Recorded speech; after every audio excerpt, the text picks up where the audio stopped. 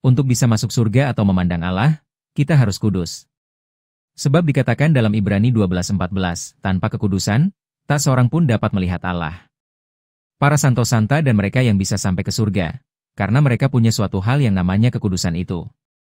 Tapi sebenarnya, apakah itu kekudusan?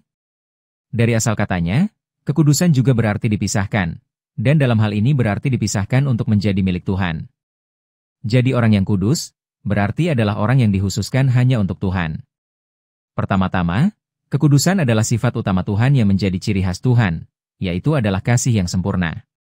Kekudusan dan kasih itu tidak terpisahkan, apalagi dalam Tuhan, karena Tuhan adalah kudus, dituliskan dalam Imamat 19:2, Lukas 1:49, 1 Petrus 1:15, dan Tuhan adalah kasih, dituliskan dalam 1 Yohanes 4:10-16.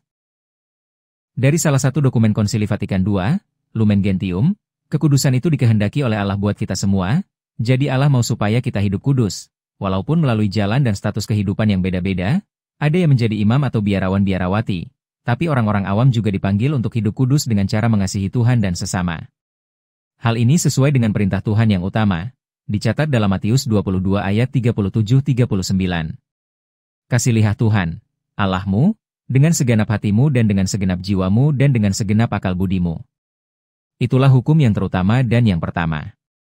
Dan hukum yang kedua, yang sama dengan itu, ialah, kasihilah sesamamu manusia seperti dirimu sendiri. Untuk memperoleh hidup yang bahagia, maka diperlukan kasih yang sempurna, kasih yang nyata dengan adanya persekutuan atau persatuan, unity, dengan Tuhan dan sesama. Persatuan dengan Tuhan dan sesama dalam kasih ini tentunya bisa mulai dicapai di dunia, bukan hanya bisa dicapai di surga. Cara mencapai persatuan kasih ini di dunia, Santa Teresia Lisius mengatakan, kekudusan dimulai dari hal-hal kecil dan sederhana yang dilakukan dengan motif atau alasan kasih yang besar kepada Tuhan.